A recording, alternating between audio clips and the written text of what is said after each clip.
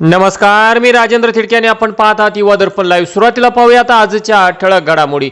धनुष्यबाण कुणाचा? शिंदेंची गटनेतेपदी नियुक्तीच उद्धव ठाकरेंनी केली होती। सर्वोच्च न्यायालयात कपिल सिब्बल यांचा जोरदार युक्तिवाद। चंद्रशेखर बावनकुळे यांचं अभिजित दिपकेंना आव्हान, कुणी धमकी दिली असेल तर नाव जाहीर करा, आम्ही कारवाई करू। विलास घुले हत्या प्रकरण मराठा नसल्यामुळे न्याय मिळत नाही का? गुणरत्न सदावर्ते यांचा सवाल। आणि 31 डिसेंबर पूर्वी HSRP नंबर प्लेट बसवा, अन्यथा सर्वांवर समान कारवाई। परिवहन मंत्री सरनाईक यांचा इशारा।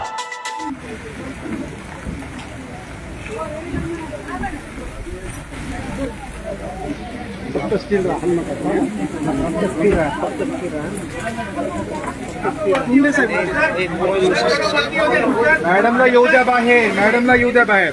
आणि आता बातमीपत्र बीड जिल्ह्याचं आणि राज्यातील इतर घडामोडींचं सविस्तर। बीडच्या राजकारणात आता संघर्ष अधिक तीव्र होताना दिसून येत आहे। बीड नगर परिषदेतील शहर विकासाच्या ठरावावरून सत्ताधाऱ्यांमध्येच उफाळलेल्या वादाने नवे राजकीय वळण घेतले आहे। या वादात आता बीडचे आमदार संदीप क्षीरसागर यांनी आक्रमक भूमिका घेत नाव न घेता गेवराईचे आमदार विजयसिंह पंडित यांना इशारा दिला आहे। मला कोणाचं नाव घ्यायचं नाही, पण बीड हा स्वाभिमानी मतदारसंघ आहे, कोणी कितीही आयुर्भावात राहू नये, बीडची जनता वेळ आली तर धडा शिकवेल, अशा शब्दात क्षीरसागरांनी टोला लगावलाय। त्यामुळे राष्ट्रवादीच्या दोन्ही गटातील राजकीय संघर्ष आणखी पेटणार का, याकडे आता संपूर्ण बीड जिल्ह्याचे लक्ष लागून राहिले आहे। बीड शहराचेच लोक बघतात ते, कारण का या नगरपालिकेच्या निवडणुकीमध्ये लोकांनी कौल दिला होता आणि हा कुणाच्या इकडच्या स्थानिकच्या लोकांच्याला बघून तिथं मतदान केलं नव्हतं। दादा हे पालकमंत्री होते आणि दादांनी नगरपालिका आणण्यासाठी इथं दोन सभा घेतल्या।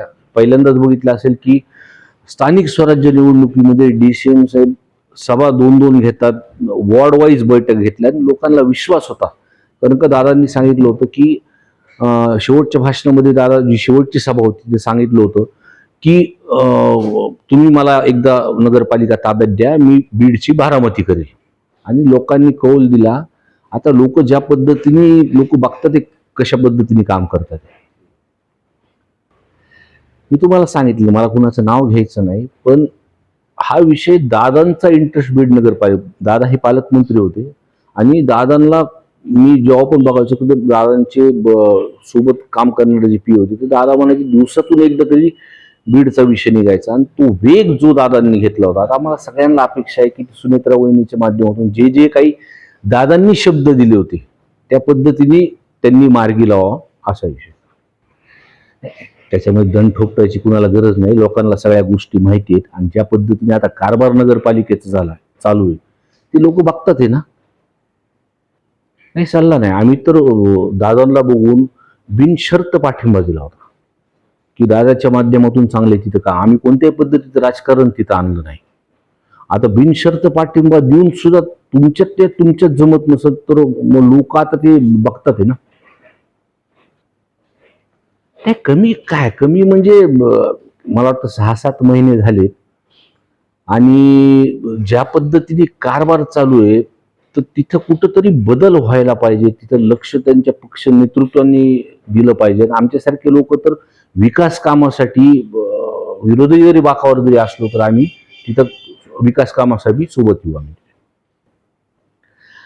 काय बीड मतदारसंघ हा फार स्वाभिमानी मतदारसंघ आहे। बीड मतदारसंघाला हे सगळं कळतं की कोण कशा पद्धतीने पाठपुरावा करतंय आणि आविर्भावात वागणाऱ्या लोकांना हा स्वाभिमानी मतदारसंघ निश्चितपणे दाखवून देईल। गेवराई तालुक्यातील दैठण येथील इयत्ता 6वीच्या वर्गात शिक्षण घेत असलेल्या एका अल्पवयीन मुलीचा विनयभंग करून तिच्या आईवडिलांना धमकी दिल्याप्रकरणी तलवाडा पोलिसात गुन्हा दाखल झाला असून 2 आरोपींना अटक करण्यात आली आहे। आरोपी भागवत पांडुरंग पंडित हा किराणा दुकान चालवत असून पीडित मुलगी ही तिच्या लहान भावासोबत दुकानात गेली असता आरोपीने तिला, बेटा हे बघ मी तुला काहीतरी दाखवतो असे म्हणून तिच्यासोबत अश्लील चाळे केले। ही घटना सदरील मुलीने घरी जाऊन आपल्या आईवडिलांना सांगितली। त्यानंतर तिचे आईवडील विचारपूस करण्यासाठी गेले असता आरोपी भागवत पांडुरंग पंडित आणि दीपक भागवत पंडित यांनी मुलीच्या वडिलांना तुला काय करायचे ते कर, तुझे गावात एकटेच घर आहे असे म्हणून धमकी दिली।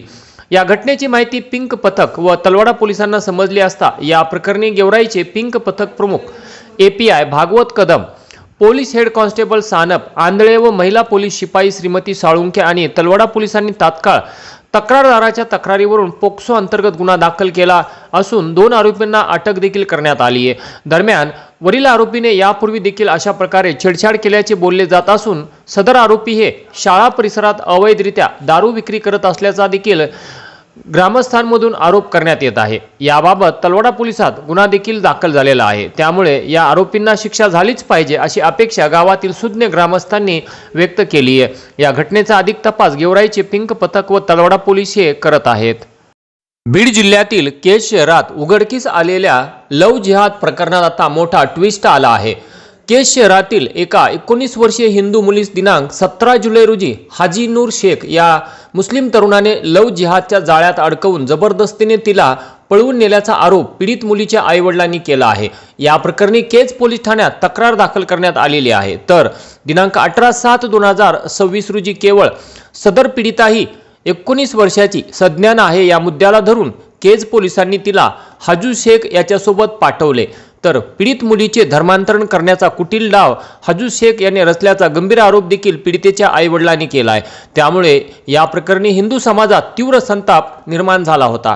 तर या प्रकरणी उद्या शुक्रवार दिनांक 31 जुलै 2026 रोजी केज येथे विराट हिंदू जन आक्रोश मोर्चाचे आयोजन देखील करण्यात आलेले आहे। या सभेला अहिल्यानगरचे हिंदुत्ववादी आमदार संग्राम जगताप तसेच संग्राम बापू भंडारे हे संबोधित करणार आहेत। या मोर्चामुळे निर्माण झालेल्या दबावामुळे या प्रकरणात आता मोठा ट्विस्ट आला असून पीडित तरुणीला मुंबईच्या कुर्ला भागातून ताब्यात घेण्यात आले व तिला काल रात्री तिच्या आईवडिलांच्या स्वाधीन करण्यात आलेले आहे अशी माहिती सदाशिव आंधळे महाराज यांनी दिली आहे। परंतु जरी मुलगी परत आणून सोडली असली तरीही उद्याचा हिंदू जन आक्रोश मोर्चा निघणारच असल्याची खात्रीशीर माहिती पीडितेच्या निकटवर्तीयांनी दिली आहे।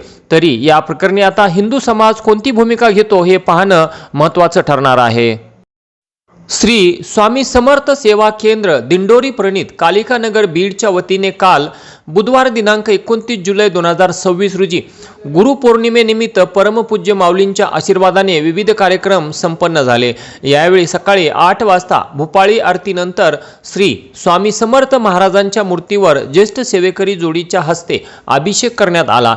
त्यानंतर 10:30च्या नैवेद्य आरतीनंतर सामुदायिक श्री स्वामी चरित्र पारायण नामजप व श्री स्वामी समर्थ महाराज गुरुपद घेण्यात आले।